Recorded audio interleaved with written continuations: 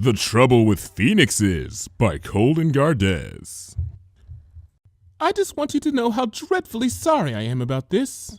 The phoenix in Rarity's magical grasp flapped its wings a few times as though attempting to take flight. When that came to no end, it settled down and peered about curiously with its huge orange eyes. But I need my home back, Rarity continued. It's not fair to expect a young businessman like myself to decamp from her place of work for half a year. It's not. The phoenix trilled quietly and bobbed its head. Yes, I know it wasn't your intention, but I believe you're just doing what comes natural to you, as all wild animals are wont to do. But I have a right, no, a duty to defend my home, and that is how we have come to this. Rarity stopped in front of the phoenix begone. Its dreadful maw stared at her, yawned open at her, beckoned her to feed it. She swallowed and found that her mouth was suddenly dry as stone. The phoenix looked down at the machine, then back at her. Yes, I know, this is terrible of me. A better pony would have found another way. But I am not that pony, am I? I am not that pony, and you made me this way! The light surrounding her horn faltered, and the phoenix trembled in the air as she struggled to keep her composure. She closed her eyes and took a deep breath. The glow of her horn stabilized and brightened, and the phoenix slowly floated over the phoenix begone's jaws.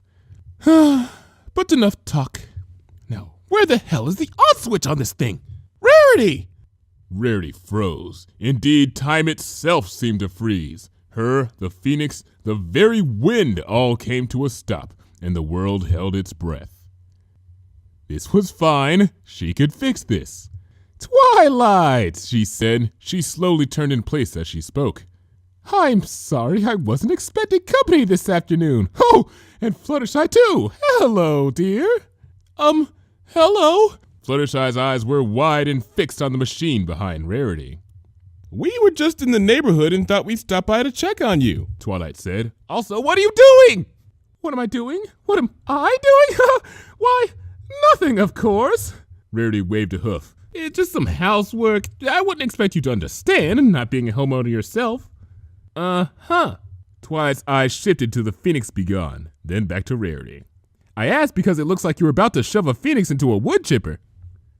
Why, shove a phoenix into a wood chipper? Ha! Oh, Twilight, how simply droll of you.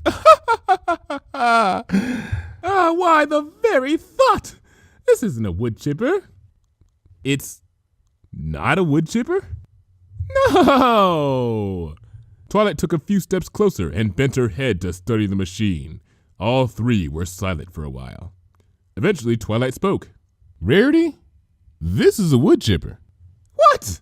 No, there must be some mistake. You see this label here? It's okay, Rarity. Fluttershy came up and put a soft hoof on Rarity's shoulder. Just put the phoenix down.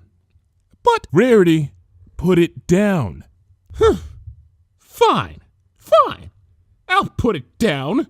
She let the phoenix go so abruptly that it squawked and fell halfway to the ground before recovering. I'll put it down. It will fly back into my house, and I suppose I'll just have to find somewhere else to live for 6 months. Rarity, calm down. Calm down, she says. That's easy for you to say, Twilight. It's not your library that's being infested with vermin. They're not vermin. Am I supposed to move back in with my parents? Have you even met them, Twilight? I will not. Rarity, take a deep breath. Rarity did, but only to use as ammunition. I'll tell you what I'm going to do, Twilight. I'm going to go back into that house, and I'm going to start grabbing bucketfuls of phoenixes, and then I'm going to come out here and start shoving them into that wood chipper until there's nothing left but feathers and bad memories. And when I am done, Twilight, I'm moving back into my boutique, and I swear to Celestia, if Sweetie Belle ever brings some wild animal to my house, she's going to the pound. Not to drop the pet off, Twilight. She's going to the pound to live there.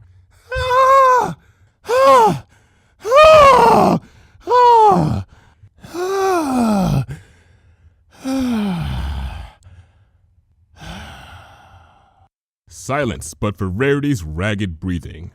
Twilight stared at her, mouth agape. Fluttershy tried to hide behind her bangs and her forelegs. Sanity returned slowly to Rarity, with nothing to egg her on. Her breathing slowed and she bit her lip. I'm sorry, she said. I didn't mean that. Not about the phoenixes, or the wood chipper, or Sweetie. She paused to sniff and leaned against Fluttershy, who draped a wing across her shoulders. Especially not Sweetie. Oh, you won't tell her I said that, will you? Hey, of course not. Twilight took a seat on Rarity's other side. We all do silly things sometimes. Like the centipedes? Fluttershy said. Hey, that was a scientific experiment, Twilight said a bit faster than was strictly necessary. What matters is that every pony makes mistakes sometimes. Like the centipedes? Like trying to solve your problems with a wood chipper, Twilight said. But the important thing is that you realize your error and learn something. About friendship, I guess. Rarity smiled weakly and nodded, not trusting herself to speak just yet. Sometimes we have to rely on our friends to keep us straight. Twilight wrapped her hoof around Rarity's shoulder and pulled her close for a hug. Oh, girls, I don't deserve you. Rarity sniffed again. Tears threatened to spill down her cheeks and ruin her mascara. You too? Oh, and Pinky, and Dash, and Applejack too. You're really the best friends a girl could ask for. You do the same for us, Fluttershy said. I mean, I hope you would. I think it would be nice if every pony would— Oh my, look at that! Rarity and Twilight turned to follow Fluttershy's raised hoof. A stream of phoenixes, thousands of them, took to the air from Rarity's boutique. They circled in a brilliant red and orange cloud that rose higher and higher into the sky, and when they reached the clouds, they formed a river that flowed to the east. Within minutes, the boutique was empty. A little worse for wear, perhaps, but empty. And that was good enough.